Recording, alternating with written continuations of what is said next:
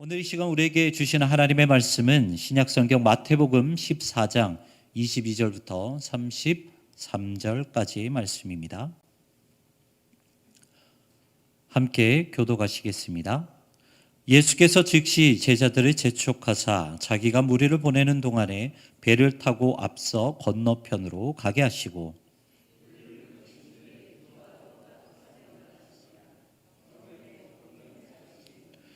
배가 이미 육지에서 술이나 떠나서 바람이 거스름으로 물결로 말미암아 고난을 당하더라.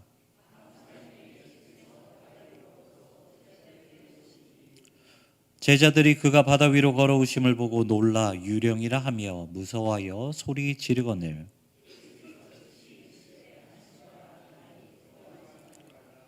베드로가 대답하여 이르되 주여 만일 주님이시거든 나를 명하사 물 위로 오라 하소서 하니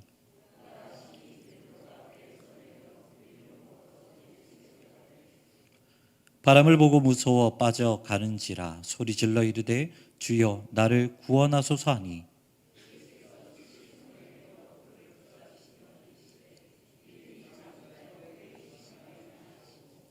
배에 함께 오름에 바람이 그치는지라 배에 있는 사람들이 예수께 절하며 이르되 진실로 하나님의 아들이로소이다 하더라. 아멘. 우리 함께 인사하겠습니다. 나는 예수님의 씨앗입니다. 나는 예수님의 씨앗입니다. 네. 네. 지금까지 이제 여러 교회에서 이제 사역을 했지만 제 마음 가운데 이제 빚으로 남은 이제 한 교회가 있습니다. 그때 당시에 이제 저는 이제 고등부를 담당했는데요. 제가 맡은 부서는 고등학생 1학년, 2학년 이 두 학년을 담당했습니다. 학생 수만 이제 무려 120명이 되었고요. 그리고 선생님들 수만 40명이었습니다. 이제 이 덩어리로만 봤을 때는 뭔가 되게 부흥하는 것 같은 그런 공동체였죠. 하지만 내면의 모습을 봤을 때는 전혀 달랐습니다. 이 고등부에 특히 이제 상처를 주는 이 세 분의 선생님이 계셨는데 그 선생님들은 이제 무려 10년 동안 계속해서 사역을 하면서 학생들, 선생님들 그리고 심지어 학부모까지 이제 마음에 상처를 주었던 선생님들이었어요. 그래서 어떻게 하면은 이 교사를 내려놓을 수 있을까라고 고민하면서 6개월 정도 그 선생님들과 이야기를 하며 설득했습니다. 지금 생각해 보면 그때 정말 많이 힘들었던 것 같아요. 일주일에 링거를 2번이나 맞으러 갈 정도로 이제 육신의 고통도 좀 있었고 무엇보다 마음에 정말 큰 상처를 많이 입었었던 기간이었던 것 같아요. 그때 어떻게 보면은 이제 마음을 먹고 그 문제를 끝까지 해결해 줬으면 좋았겠지만 그때 이제 너무나도 많은 이제 상처를 받게 되다 보니까 제가 그 일을 끝까지 감당하지 못하고 사임을 하게 되었습니다. 물론 시간이 지나고 나서 이제 그분들이 다 그만두셨다라는 소식은 듣게 되었어요. 하지만 제 마음에는 항상 이 찜찜함으로 있었습니다. 모든 것을 다 마무리하고 감사함으로 사임을 했으면 됐을 텐데 왠지 그것을 그냥 놓고 와버렸다는 그 죄책감 때문에 아직까지도 제 마음 한켠에는 빚으로 남은 그 교회로 남아 있었다라는 것이죠. 이 사실 목회를 하고 목양을 할 때 예수님의 마음을 닮아야 한다고 그렇게 배웠는데도 저에게 맡겨진 이 양을 사랑하는 것이 얼마나 힘든 것인지 그때 제대로 깨닫게 되었던 것 같습니다. 예수님은 정말 인기가 많았고요. 정말 바빴던 분이셨습니다. 그래서 이 작은 언덕에서 말씀을 전하실 때 예수님의 말씀을 듣기 위해 그리고 예수님께 병 고침을 받기 위해 수많은 사람들이 몰려들었죠. 그리고 시간은 어느덧 저녁이 되어서 식사를 해야 할 시간이 되었습니다.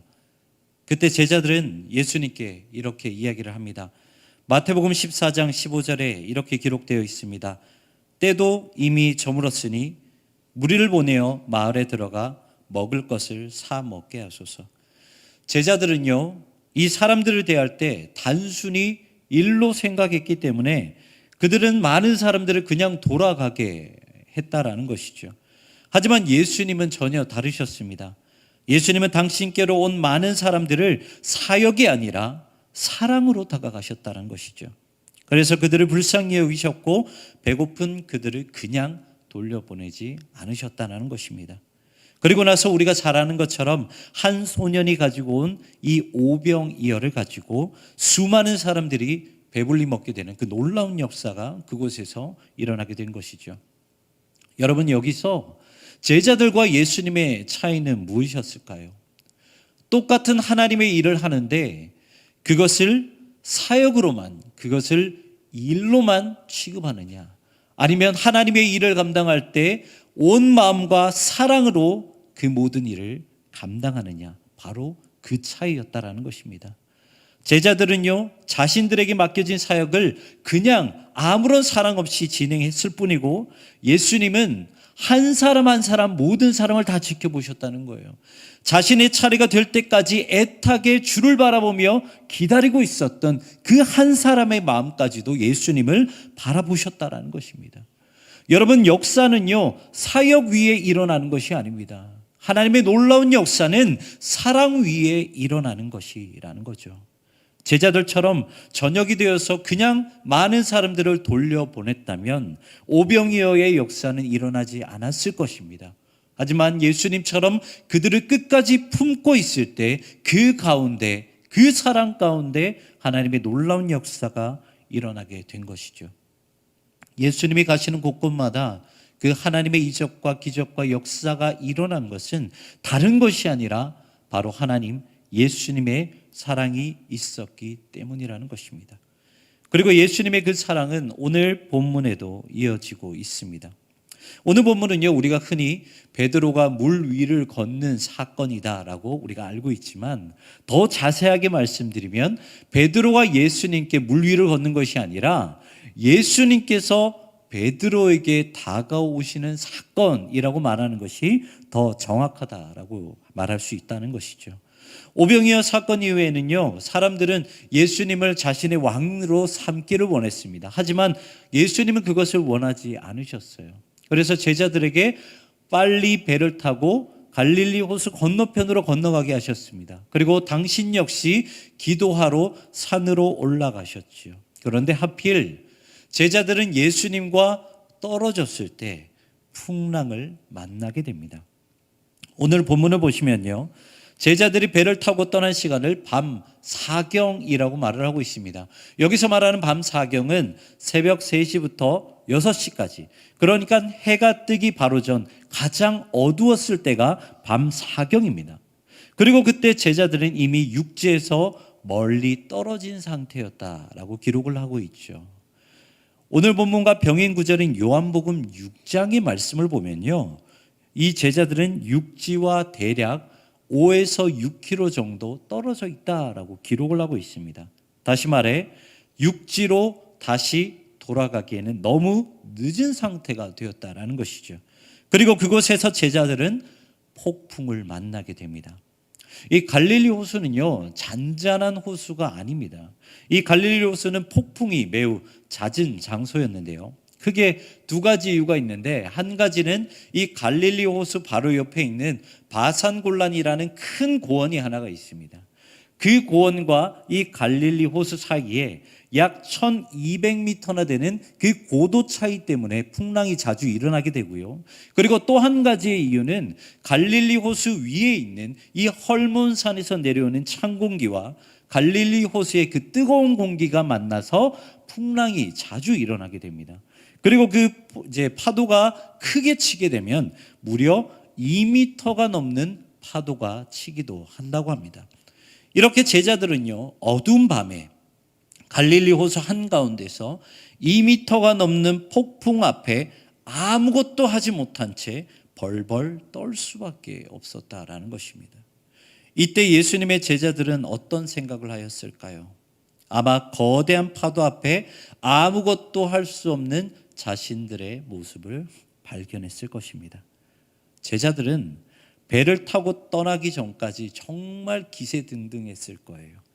말씀의 권위가 있고요, 수많은 사람들을 치유하고요, 오병이어의 놀라운 역사를 일으키신 예수님의 제자들이었기 때문에 정말 그들의 마음은 배를 타고 떠나기 전까지는 기세등등했을 것입니다. 하지만 그들의 실상은 그저 폭풍 앞에 아무것도 할 수 없는 나약한 인간이었다라는 것이죠. 이렇게 제자들이 아무것도 하지 못하고 있을 때 예수님은 기도하러 올라가는 그 발걸음을 멈추시고 제자들에게 다가오셨습니다. 그런데요, 예수님이 제자들에게 다가오셨을 때 이미 제자들은 큰 두려움에 떨고 있었어요. 그래서 예수님의 모습을 보고 유령이라 생각을 했었죠.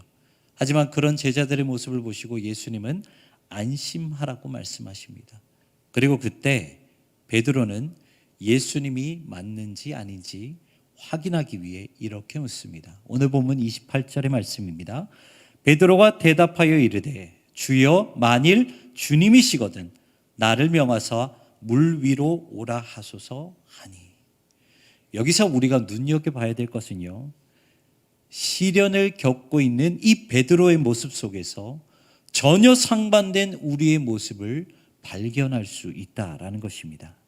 그것이 무엇이냐면 먼저는 시련 앞에서 간절히 주님을 찾는 우리의 모습을 발견할 수 있다는 거예요. 사람은 죽을 위험에 처하게 되면요, 무엇이든 붙잡으려고 하게 되어 있습니다. 간절해지죠. 낭떠러지에 떨어질 때는요, 아무리 잡초라 할지라도 그 잡초를 붙잡으려 하고요, 고통에서 빠져나올 수만 있다면 비록 원수의 손이라 할지라도 붙잡으려고 하는 것이 우리 사람의 모습이라는 것이죠. 베드로도 마찬가지였습니다.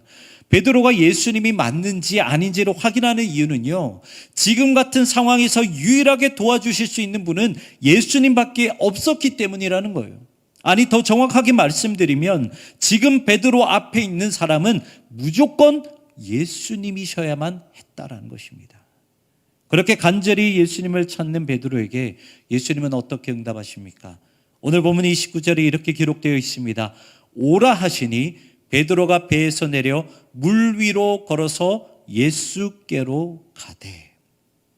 베드로가 주님을 간절히 찾으셨을 때 우리 주님은 분명하게 응답하셨습니다. 그리고 베드로는 그 응답에 기쁜 마음으로 예수님께 향하여 나아갔죠. 물 위를 걸어서 나아갔습니다. 하지만 어떻게 됩니까? 바람을 경험하게 되고 바람을 맞으면서 두려움이 그 마음 가운데 순식간에 찾아 들어가 그 두려움 때문에 물속으로 빠져 들어가게 되죠. 주님을 믿고 주님께 응답받았으면 그 모든 것이 해결될 줄 알았는데 한순간에 또다시 실족하게 된 것이었습니다. 하지만 우리가 알아야 될 것은요, 베드로가 실족한 것은 베드로의 연약함 때문이지 예수님의 능력이 부족해서가 아니라는 거예요. 제가 너무 좋아하는 찬양 중에서 이제 역전되리라 라는 찬양이 있는데요, 그 찬양의 가사 중에 이런 고백이 있습니다. 저들의 힘이 너를 압도해도 저들의 힘이 내 숨을 조여도 너는 보리라 기도의 능력을 내가 역전시키리라. 사단은 우리에게 주님의 능력이 거기까지라고, 결국 시련이 다가오면 너희는 또다시 무너지게 될 것이라고 계속해서 우리를 유혹을 합니다. 그리고 계속해서 주님께로부터 멀어지게 만들죠. 하지만 이 찬양의 고백은 뭐라고 노래하고 있습니까? 그럼에도 불구하고 너희는 끝까지 기도하라. 그러면 반드시 주님께서 역전시키실 것이다 라고 고백하고 있다는 것입니다. 베드로 역시 마찬가지였습니다. 바람 때문에 순식간에 물에 빠졌을 때 베드로는 거기서 그치지 않고 소리 지르면서 주님을 찾았죠. 그랬을 때 우리 주님은 어떻게 하셨습니까? 31절 말씀 앞부분에 이렇게 기록하고 있습니다. 예수께서 즉시 손을 내밀어 그를 붙잡으시며. 아멘. 주님은 부르짖는 베드로의 기도에 능력의 오른손으로 응답하셨다는 것입니다.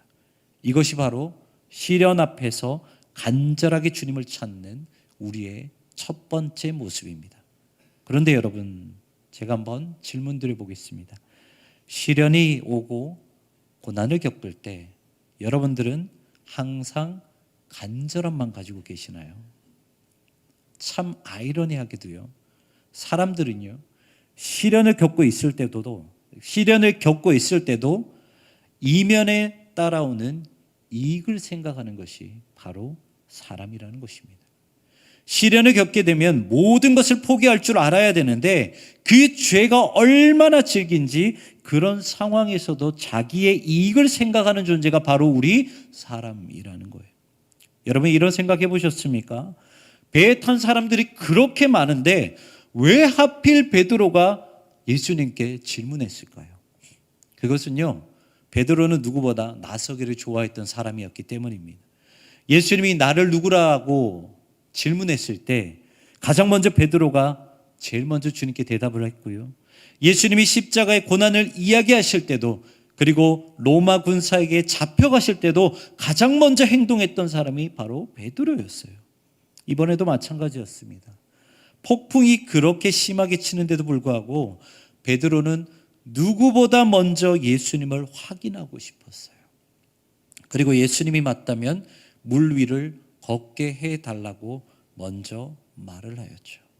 그런데요, 오늘 본문의 이야기를 잘 상상해 보면요, 베드로가 물 위를 걷는 것은 당연히 예수님의 능력 때문입니다. 하지만 다른 시각에서 보면 베드로가 물 위를 걷는 것은 누구의 능력으로도 볼 수 있을까요? 베드로의 능력으로도 볼 수 있다라는 것입니다.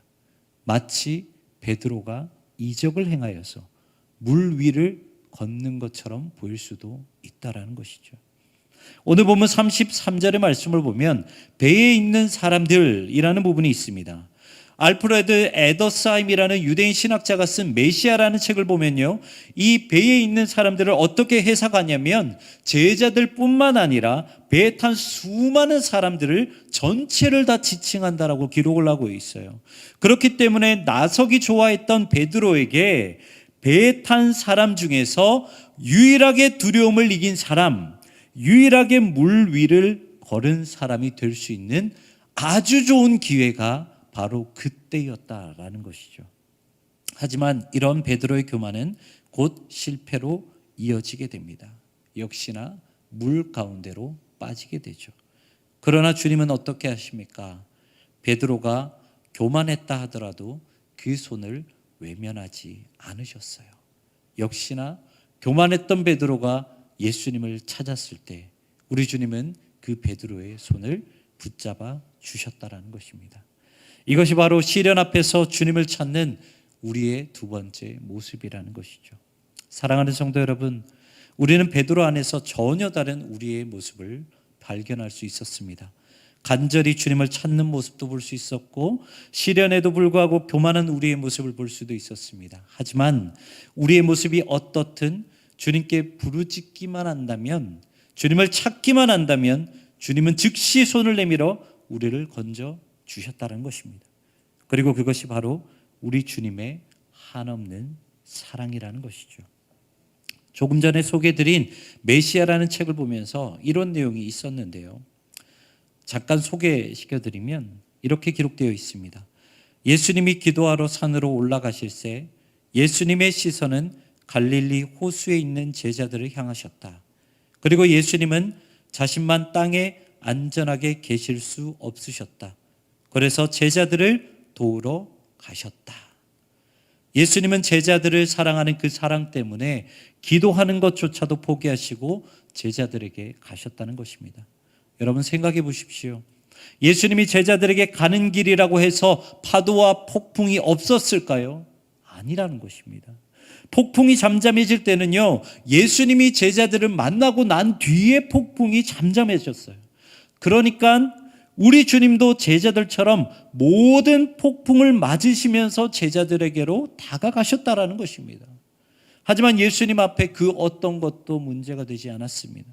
왜냐하면 예수님의 사랑이 그 모든 장애물들보다 컸기 때문이라는 것이죠. 우리 앞에 바다가 가로막고 있다면 예수님은 바다를 갈라서라도 우리에게 오시는 분이시고, 만약에 그 바다가 갈라지지 않는다면 우리 주님은 바다 위를 걸어서라도 우리에게 오시는 분이 바로 나의 하나님, 우리의 주님이시라는 것입니다. 그 무엇이 되었든요, 비록 당신이 상처를 입고 당신이 십자가에 죽는다 할지라도 우리 주님은 우리에게 반드시 오시는 분이라는 것이에요. 그러기에 사랑하는 성도 여러분, 폭풍이라는 단편적인 모습 때문에 실족하고 예수님께 실망하지 마시길 바랍니다. 우리 주님은 우리가 어떤 모습이 되었든 우리의 손을 끝까지 그리고 즉시 붙잡아 주시는 분이라는 것입니다.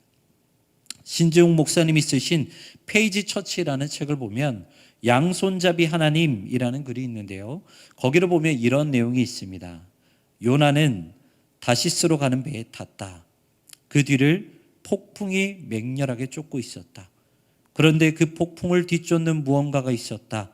그것은 바다에 빠질 요나를 위해 하나님이 보내신 큰 물고기였다. 아들 이삭을 바치기 위해 모리아 산에 오르고 있는 아브라함. 하지만 그 무언가 아무도 모르게 그들과 함께 산을 오르는 것이 있었다. 그것은 이삭을 대신해 제물이 될 순양이었다. 그리고 마지막에 이렇게 기록하고 있습니다. 하나님은 한 손으로 연단을 던지시지만 다른 손으로 그것을 이길 은혜를 주신다. 사랑하는 성도 여러분, 우리는 베드로처럼 하나님을 간절히 바랄 때도 있고 때론 시련과 고난 중에서도 나의 이익을 찾으면서 교만할 때도 있습니다. 하지만 그 무엇이 되었든 우리가 절대로 놓쳐서는 안 될 것이 있습니다. 마지막으로 우리 마태복음 14장 30절 말씀 같이 한번 읽겠습니다.